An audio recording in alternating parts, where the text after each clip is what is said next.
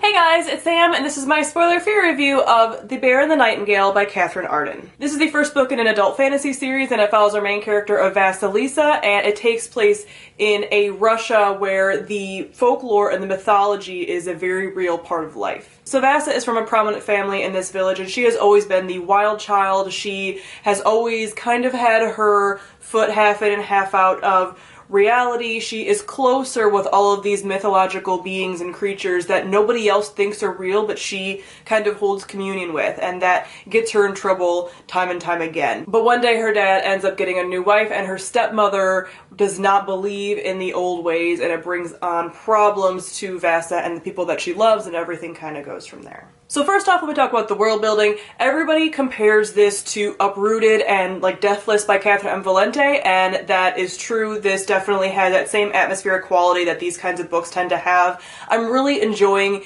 these fantasy stories that are inspired by Eastern European mythology. It's such a darker, richer story and setting and just mythology that I'm used to with a lot of the Western fairy tales like the Grimm and stuff. It just has more of a bite to it. It's darker, it's more sinister, and I end up really enjoying it. A lot of the themes I end up liking about, like, you know, bad things in the forest and these like wild girls and these really weird kind of creatures, and these things are just so different from our Western fairy tales that we're used to. I just really love it. So this has that same kind of atmosphere. I really enjoy Katherine Arden's writing, and you can just feel it. There were times that I was reading this and I was back home in Illinois during the time when it was like sub-zero temperatures, so it did feel a lot like Russia in a lot of ways to me, even though I know Russia gets like even colder than that. But there are times that I would be reading this in the middle of the night and then taking the dog out, and it's like, I'm there. I'm in this story, there's creepy things in the forest, and I'm gonna die now. So that was great. Next, I'm gonna talk about our characters. I really enjoyed our main character, Avasa. You really grow up with her, so you have the book kind of broken into different parts, and you have her childhood in the first part, and then kind of her growing up and becoming a woman in the second part, and then her kind of taking on these kind of the things that she needs to do and facing reality head on in the last part as a woman. So I really liked her journey and seeing how this wild little girl ended up turning into kind of like a wild maiden as well, but really just coming into her own and being her own person and never apologizing for it and trying so hard. She's such like a pure heart, and she gets herself in a lot of trouble, and she's very mischievous.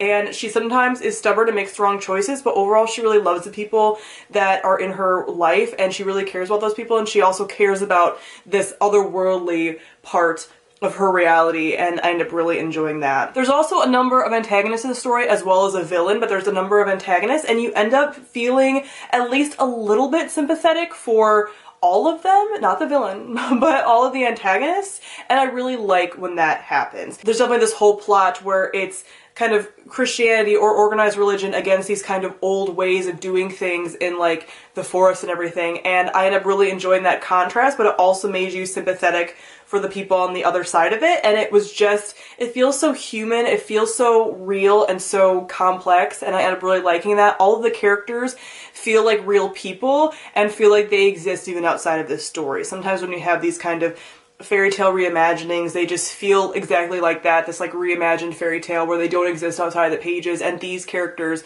all feel very real. There is also an element of a blossoming possible love story. Again, this is the first book in a series and there's more to come, but if you liked that element in Uprooted, there's even less of that in here. So Uprooted has, like I said, maybe 10% romance. This maybe has 2% romance, but there is that element that leaves me very intrigued for future books, this kind of like Death and the Maiden, Beauty and the Beast, Hades and Persephone, like these kinds of things that I just really like.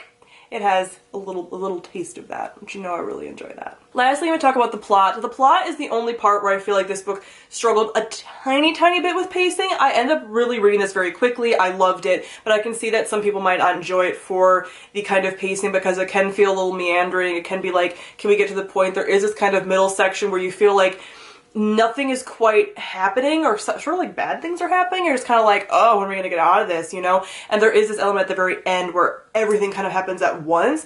I don't really have a problem with that. A lot of my favorite stories kind of happen like that, but I know that not everybody really likes that, and even I had moments where I was like, all right, this is kind of off pacing wise a little bit, but it is something that I end up ultimately forgiving. Like I said, I just love the atmosphere. This is not a very plot driven story. It's very much about the atmosphere and the characters. So if you like that kind of thing, you like the characters, you like this kind of atmosphere, you're probably going to love this. If you're more of an action driven, plot driven person, it's probably not going to be the book for you. So I ended up giving The Bear and the Nightingale 4.5 out of 5 stars. The Bear and the Nightingale was my Patreon book pick for December, so every month my Patreon supporters get to vote in a poll for what book I will read and review that month. So this was the winner. I was very happy that this one won, and it was a very good December read. So if you're interested in contributing to those polls and being more active in my channel and deciding some of the content and just being a more active participant in my content, then go ahead and check out my Patreon, which will be linked on the screen. I will be doing a spoilery gush on this book, so if you're interested in more of my thoughts, go ahead and check that out. It'll be linked on the screen. So comment down below and let me know what you thought of The Bear and the Nightingale. Thank you all for watching, and I'll see all of you guys soon. Bye!